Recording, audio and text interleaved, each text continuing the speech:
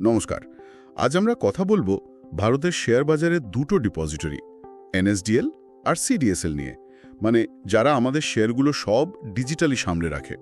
সম্প্রতি এনএসডিএল বাজারে আসার খবর এসেছে, তো ভাবলাম এই সুযোগে এই দুজনের মধ্যেকার লড়াইটা একটু তলিয়ে দেখা যাক, কে কোথায় দাঁড়িয়ে। হ্যাঁ, ঠিকই। ভারতের ডিপোজিটরির বাজারটা তো আসলে একটা ডুওপালি, মানে এই দুজনই প্রধান খেলোয়াড়, এনএসডিএল আর সিডিএসএল। আর এদের কাজকর্ম, নিয়মকানুন, এমনকি চার্জ পর্যন্ত সবই সেবি ঠিক করে দেয়। ব্যবসাটা খুব স্থিতিশীল, কিন্তু পুরো শেয়ার বাজারের লেনদেনটা তো এদের ওপরই নির্ভর করে। আচ্ছা, এই ডিপোজিটরি জিনিসটা ঠিক কি? মানে আগে তো শেয়ার মানেই ছিল কাগজের সার্টিফিকেট, সে এক বিশাল ঝক্কি ছিল সামলানো। ঠিক তাই, ডিপোজিটরি এসে পুরো ব্যাপারটাকে ডিজিটাল করে দিয়েছে। আমরা যে ডিম্যাট অ্যাকাউন্ট খুলি সেটা আসলেই ডিপোজিটরির কাছেই থাকে, ব্রোকার শুধু একটা মাধ্যম। যখন আমরা শেয়ার কিনি বা বেচি, সেই মালিকানা বদলের হিসাবটা ইলেকট্রনিক্যালি এদের কাছেই জমা হয়। ও আচ্ছা, তার মানে এই ডিপোজিটরির জন্যেই এখন এত সহজে ফোনে কয়েকটা ক্লিক করেই শেয়ার কেনাবেচা সম্ভব হচ্ছে, দিনের পর দিন আর অপেক্ষা নেই। একেবারে, এই কারণেই তো লেনদেনটা এত স্মুথ, এত ফ্রিকশনলেস হয়েছে। শেয়ার হাত বদল হওয়ার পুরো কাজটা ব্যাকগ্রাউন্ডে হয়ে যায়, আমরা টেরই পাই না। আচ্ছা, এদের ব্যবসার মডেলটা কি? মানে আয়টা আসে কোথা থেকে? দেখুন, মূলত তিনটে রাস্তা। এক হচ্ছে শেয়ার কেনাবেচার সময়ে যে লেনদেন হয় তার উপর একটা ছোট্ট চার্জ। দুই, আমাদের অ্যাকাউন্টে যে শেয়ার বা বন্ড জমা থাকে সেগুলো ওদের জিম্মায় রাখার জন্য একটা বার্ষিক চার্জ নেয়। এটা কিন্তু ফোলিও বা অ্যাকাউন্ট পিছু শেয়ারের সংখ্যা বা দাম অনুযায়ী নয়। আর তিন নম্বর হচ্ছে যে কোম্পানিগুলো শেয়ার এদের কাছে জমা থাকে, মানে ধরুন টাটা মোটরস বা রিলায়েন্স, তাদের থেকেও এরা একটা বার্ষিক ফি আদায় করে। এছাড়া কিছু ছোটখাটো পরিষেবার থেকেও আয় হয়, তবে এই তিনটেই প্রধান। বেশ স্টেডি মডেল বলতে পারেন। কিন্তু সম্প্রতি একটা বিরাট পরিবর্তন এসছে, তাই না? বাজারে নতুন লগ্নিকারীর সংখ্যা তো অমছম বেড়েছে। গত কয়েক বছরে প্রায় 8 গুণ শুনছি। আর এদের বেশিরভাগই নাকি ডিসকাউন্ট ব্রোকারদের হাত ধরে এসছে, যারা মূলত সিডিএসএল ব্যবহার করে। এতে তো সিডিএসএল এর লাভ হয়েছে মনে হচ্ছে। হ্যাঁ, ঠিক ধরেছেন। অ্যাকাউন্টের সংখ্যার দিক থেকে যদি দেখেন, সিডিএসএল এখন অনেকটাই এগিয়ে। ওদের প্রায় 15.86 কোটি অ্যাকাউন্ট, যেখানে এনএসডিএল এর প্রায় 4 কোটি। বিরাট তফাৎ। তাহলে তো সিডিএসএল অনেকটা এগিয়ে গেল। এখানে একটা কিন্তু আছে।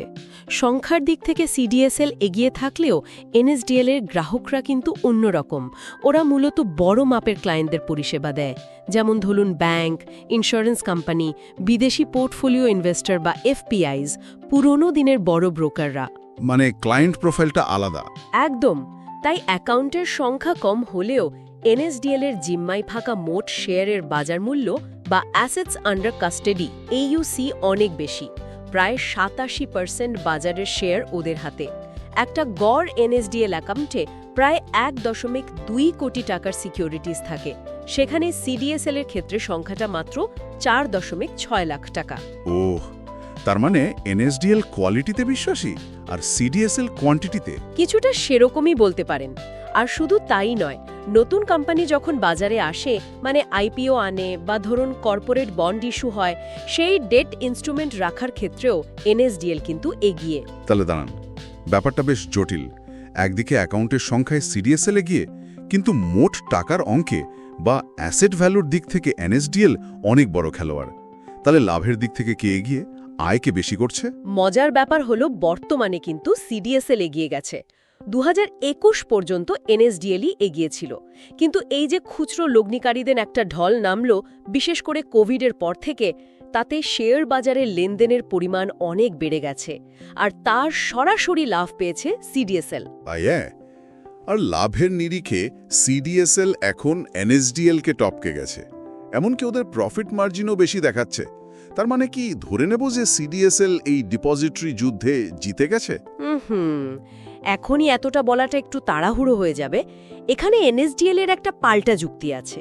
দেখুন, সিডিএসএল এর এই বাড়তি আয়টা কিন্তু অনেকটাই নির্ভর করছে বাজারের এই তেজি ভাবের উপর, বিশেষ করে এই যে প্রচুর খুচরো লগ্নিকারী ঘন ঘন ট্রেড করছেন সেটার উপর।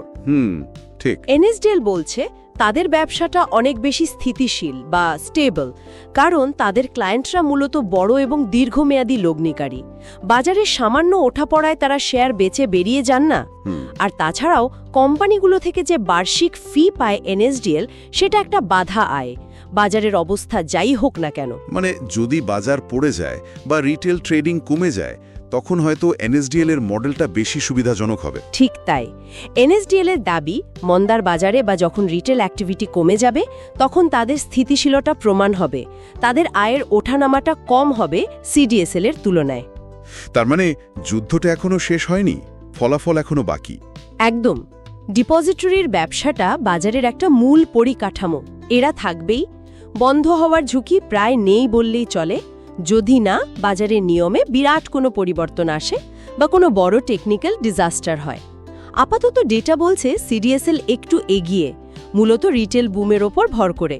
কিন্তু এনএসডিএল এর হাতে আছে বড় ক্লায়েন্ট, বিশাল অ্যাসেট বেস আর স্থিতিশীল আয়ের যুক্তি। তাহলে যদি সারসংক্ষেপ করি, একদিকে সিডিএসএল এর কাছে আছে নতুন অ্যাকাউন্টের বিপুল সংখ্যা আর লেনদেনের ঢেউ, অন্যদিকে এনএসডিএল এর জোর হচ্ছে বড় মাপের গ্রাহক, বিশাল অঙ্কের সম্পদ আর তুলনায় স্থিতিশীল আয়। একদম ঠিক। বর্তমান ছবিটা সিডিএসএল এর পক্ষে উজ্জ্বল দেখাচ্ছে ঠিকই, কিন্তু এনএসডিএল এর স্থিতিশীলতার যুক্তিটাও খুব গুরুত্বপূর্ণ। আসল প্রশ্নটা হলো, যদি বাজারের হাওয়া বদলায়, যদি এই রিটেল ট্রেডিংয়ের উচ্ছ্বাসটা একটু কমে, বা ধরুন আনলিস্টেড সিকিউরিটিজের বাজার বাড়ে যেখানে এনএসডিএল এর দখল বেশি, তখন কি হবে? এই লড়াইয়ের ছবিটা তখন কিন্তু আবার বদলে যেতে পারে। এটাই এখন দেখার বিষয়।